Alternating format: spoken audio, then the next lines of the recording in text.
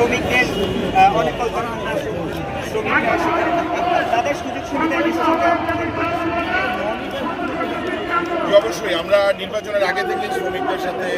কাজ করা শুরু করেছি এবং তাদের যে সমস্যাগুলো সেগুলো আমরা তাদের কাছ থেকে শুনেছি। আমাদের মাননীয় প্রধানমন্ত্রী নির্বাচনের পূর্বে দার্জিলিংয়ে গিয়েছিলেন এবং আপনারা জানেন যে বাংলাদেশে 50% এক্সপোর্ট হয়, গার্মেন্টস এক্সপোর্ট হয় গাজীপুর থেকে, এবং আমাদের শ্রমিকদের জন্য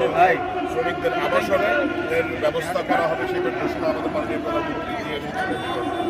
এবং আজকে যে মহান মে দিবসে আমাদের আন্তর্জাতিক শ্রমিক দিবস, এখানে আমাদের আজকের সমাবেশ সফল করার জন্য আমরা এখানে এসেছি এবং নিশ্চয়ই আমাদের মাননীয় প্রধানমন্ত্রী শ্রমিকদের জন্য আজকে যে পরিকল্পনা সেটার ঘোষণা আসবে। ভাই, এই যে ঈদের আগে দেখি বেতন সড়কে নামে, তো আপনি আপনার এলাকার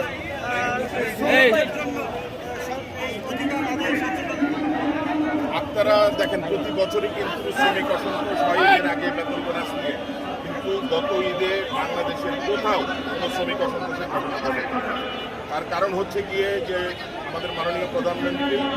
আমাদেরকে নির্দেশনা দিয়েছে, আমরা বিজিএমইএ মালিক পক্ষের সাথে বসে আমরা নিশ্চিত করেছি মাননীয় প্রধানমন্ত্রীর নির্দেশে যে প্রতিটা শ্রমিক ভাই বোন যেন তাদের বেতন এবং বোনাস ঈদের আগে সময় মতো নিয়ে যান এবং পরিবারের সাথে যে সুন্দরভাবে এবং এবারও আমরা কাজ করছি কোরবানি ঈদের আগে। ইনশাআল্লাহ এবারও কোনো আপনারা অসন্তোষ দেখতে পাবেন না। আমাদের মাননীয় প্রধানমন্ত্রীর নির্দেশনা ছিল যে প্রতিটি শ্রমিক তাদের ন্যায্য পাওনা পেতে হবে এবং সেই কারণে আমরা মালিকদের সাথে বসেছি এবং যারা এখানে মালিক পক্ষ ছিল তারা অনেককে